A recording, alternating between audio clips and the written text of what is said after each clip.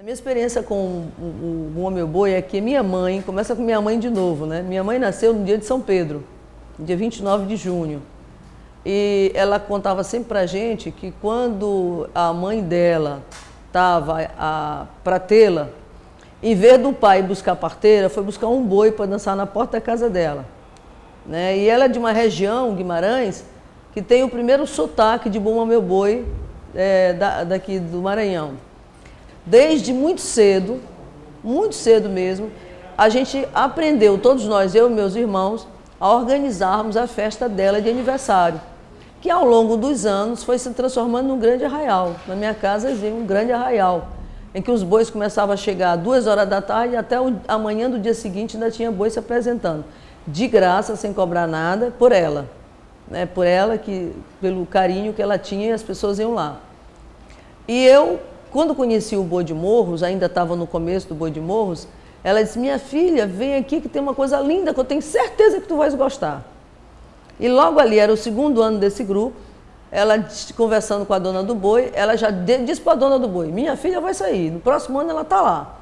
E assim foi. No outro ano eu fui ensaiar no interior, lá na cidade de Morros, e foi muito interessante porque eu era a primeira brincante da cidade que ia para lá ensaiar, então fui tratada assim muito diferente, muito esquisito. Era considerada uma pessoa de classe, porque era a primeira pessoa da cidade que ia para o interior gravar um Bumba Meu Boi. Então a minha entrada no boi foi mais ou menos assim. Depois eu aprendi a bordar, até hoje eu sei bordar as roupas de boi. Eu aprendi todos os passos, eu fui a primeira vaqueira campeadora de Bumba Meu Boi do Maranhão. Vaqueira campeadora é um personagem dentro do boi, que é o que campeia o boi, é o que cuida do boi. E essa foi a minha história em relação ao boi. Bom, daí eu comecei a estudar. Começa da curiosidade que ele falou, né, pela pesquisa, eu comecei então a estudar, a escolher esse tema para o meu mestrado. E o boi é um fenômeno extremamente complexo para analisar, porque ele parece muito simples, mas ele envolve um universo simbólico por trás dele, que aquilo que a gente vê na dança é apenas um pequeno fragmento do que ele é na realidade. Né? Porque é um folguedo dos períodos juninos, tem em todo o Brasil, Bumba Boi, só que em cada lugar ele recebe uma denominação diferente, mas onde ele obteve a maior diversidade, a maior pluralidade de ritmos foi no Maranhão.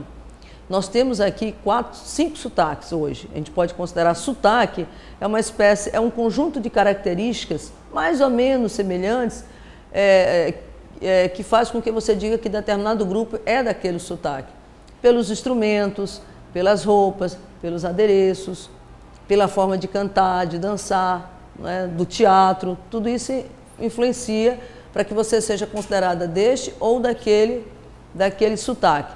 A partir de quais critérios ele é patrimônio? Tanto que eu utilizo o conceito de cultura de patrimônio para analisar os grupos.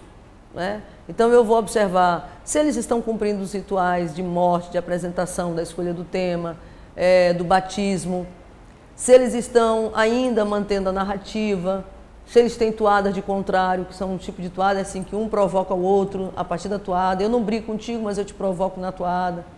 A diferença entre folclore e cultura popular. Na cultura popular você muda o que você quiser, porque o problema é seu. No folclore, não. No folclore, eu digo que o folclore é a memória de todos os outros conhecimentos, inclusive da cultura popular. É a memória longa. Aquela que a gente precisa para a gente se fazer pertencer a um lugar. Para a gente entender que aquele lugar é meu, é teu, é nosso. Então, o conhecimento, por exemplo, na discussão de uma manifestação como essa, se nós não soubermos isso previamente, nós não vamos conseguir nunca escrever nada sobre isso. Eu fui chamada como professora. O meu projeto está sendo pago pela Fundação Estadual de Amparo à Pesquisa, mas houve resistência. Isso não é pesquisa, isso aí não vale para nada. Se não fosse a sensibilidade da Secretaria de Cultura hoje do governo, ela não tinha passado a pesquisa. Ela que entendeu que é preciso estudar um pouco mais esse fenômeno a sério, com alguns conceitos que a gente pode tirar, inclusive, da comunicação e das ciências sociais, para entender o que está acontecendo com a manifestação que está dando tanta discussão na cidade, porque todo mundo discute a manifestação. Porque é a única manifestação que todo mundo quer discutir, que nem futebol. E que quando eu tenho um grupo, que quando é fã até a morte. Então tem a ver com conceitos, você precisa saber conceitos como pertencimento, sabedoria, memória, identidade, né? E outros conceitos que eu vou, por exemplo, trazer para essa pesquisa, como o conceito de nacortização, que é uma disfunção do campo comunicacional, o conceito de sideração, que tem muito nos boards de orquestra hoje, quer dizer, você viu um, aí parece que você viu todo, aí parece que o problema é seu, não é. O problema é que os grupos estão muito semelhantes, e aí quando tudo é muito igual, você se perde no meio desse igual, que é o grande problema da indústria cultural, né? E que aquilo que a gente tem que batalhar nessa pesquisa é justamente pela diferença, porque é só na diferença que a gente tem igualdade. Se a gente não tiver diferença, nós nunca vamos poder lutar pela igualdade. Então a minha ideia é fazer séries de todos os tipos de personagens, e como eles estão vindo, e como eles vieram ao longo do tempo, e dizer para eles, olha, isso aqui é o que vocês estão fazendo. Agora não se esqueça que isso aqui não é mais nosso, é do Brasil inteiro. E a pergunta que vai ficar é, o que vocês querem fazer com isso, afinal?